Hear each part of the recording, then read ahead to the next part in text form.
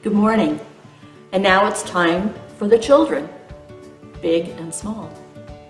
And so I want to ask you, have you been practicing? Peace be with you. And you reply, and also with you. So good morning, it's been a big week. I understand that Jasper has had a birthday, so happy birthday, Jasper. Happy birthday to you. We hope it's been a great celebration with you and your family.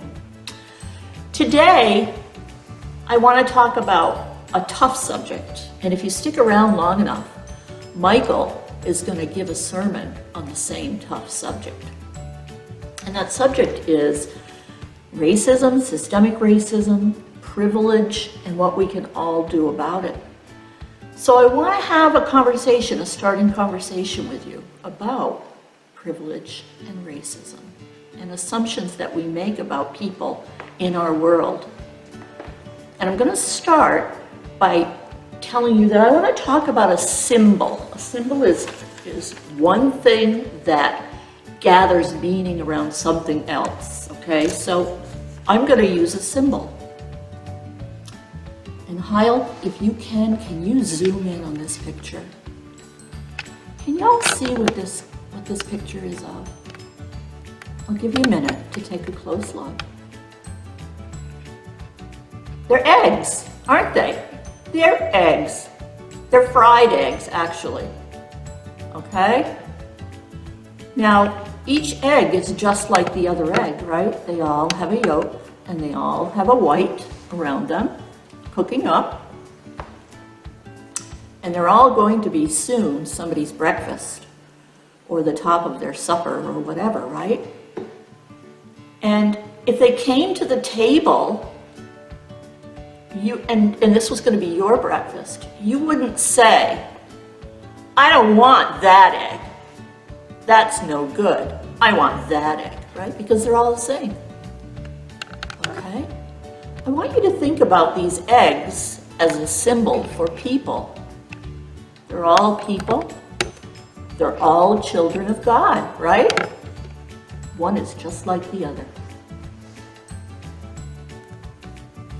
Now, what are these? Those are the egg shells, aren't they? One is a dark brown egg, one is a light brown egg, and one is a white egg. They're all eggs, right?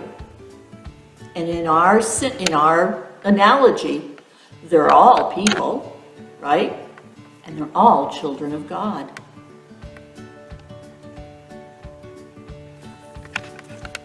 And there is no difference inside, even if there is a slight difference outside. And that's what makes life interesting. They are a little bit different on the outside. When we think about racism, we need to think about what is racism. It's when people think that one group of people is better or worse than another group. But as children of God, we know that's not true. People are not defined by what they look like. They're defined by their behavior. And as children of God, we all want to behave as God would have us behave. Okay? Now I'm going to switch topics because another big term in this discussion today that everybody is having worldwide, and especially right here in this country right now, is the idea of privilege. Now, I had to go to the dictionary to get a really good sound meaning. What does privilege mean? And I had to go and write it down, and it said privilege is a benefit that some get that others don't, simply by virtue of who they are or their circumstances in life. So let's talk about a few examples. If you are born into a wealthy family, a family that's pretty rich, the privilege that you get is the privilege of money. Your family has enough money to get things for you that other people are not able to get, just by virtue of the way our world, our society runs on money, what you can buy and what you can't. Let's bring it down to like just everyday privilege. Do you have a library card? If you have a library card, that gives you the privilege of going to your city or town library and taking a book out. Any book you want, as long as it's on the shelf. And sometimes you can even, with your library card, have the privilege of asking the librarian to get it for you from another library, and you get it. Not everybody can do that. They have to have a library card, and that library card gives you privilege.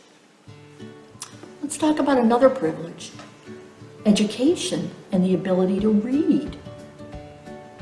If you have the privilege of living in a country where you get to go to school and you don't have to pay for it, that gives you the privilege of being able to extend your knowledge, because you have been given the privilege of education.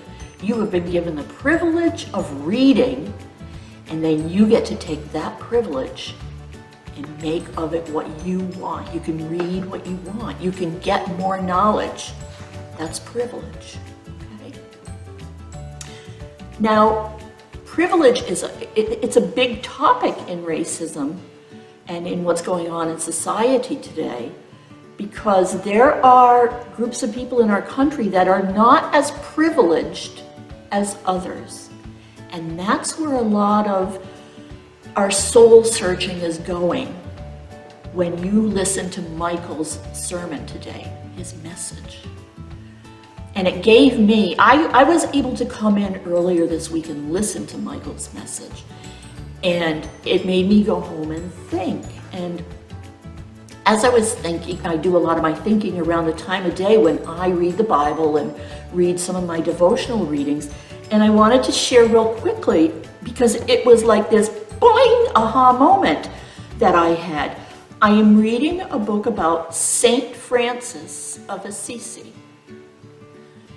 And I thought, oh, I kind of want to talk about Saint Francis with the children this week. I wonder if it's okay with Reverend Card. So I greeted her at the door this morning and said, what does the United Methodist Church have to say about saints? And she said, we are all saints in training. And I said, good, then I'm going to talk about Saint Francis of Assisi. Now, this seems weird, but it all comes back to privilege.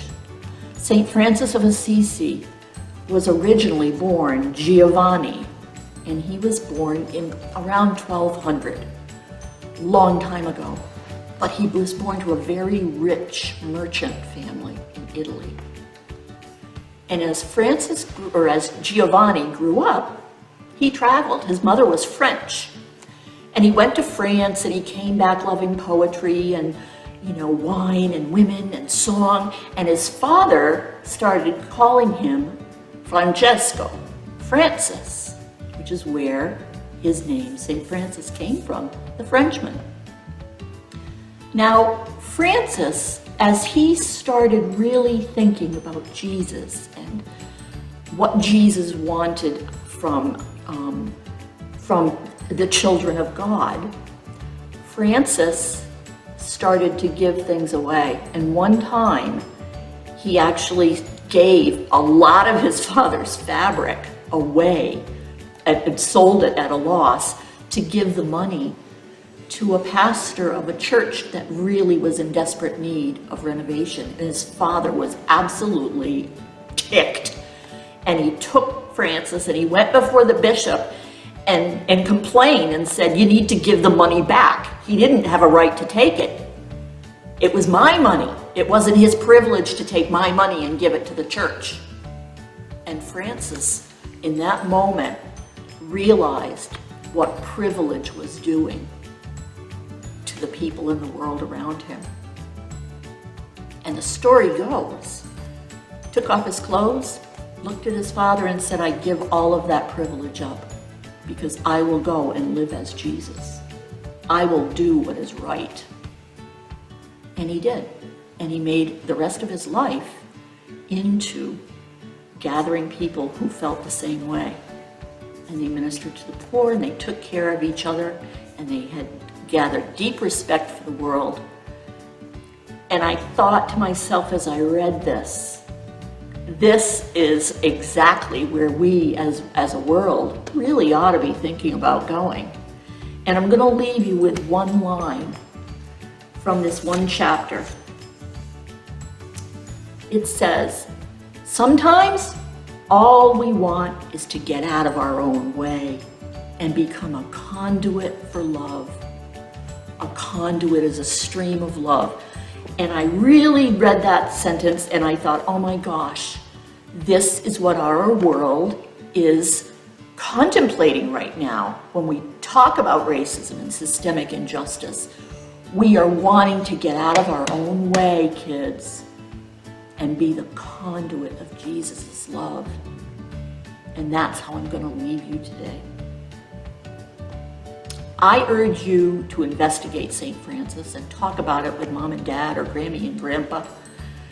There are a lot of stories about St. Francis that you can find. There are pictures of him, and he's a very interesting man, and he is a saint, and he worked hard at it.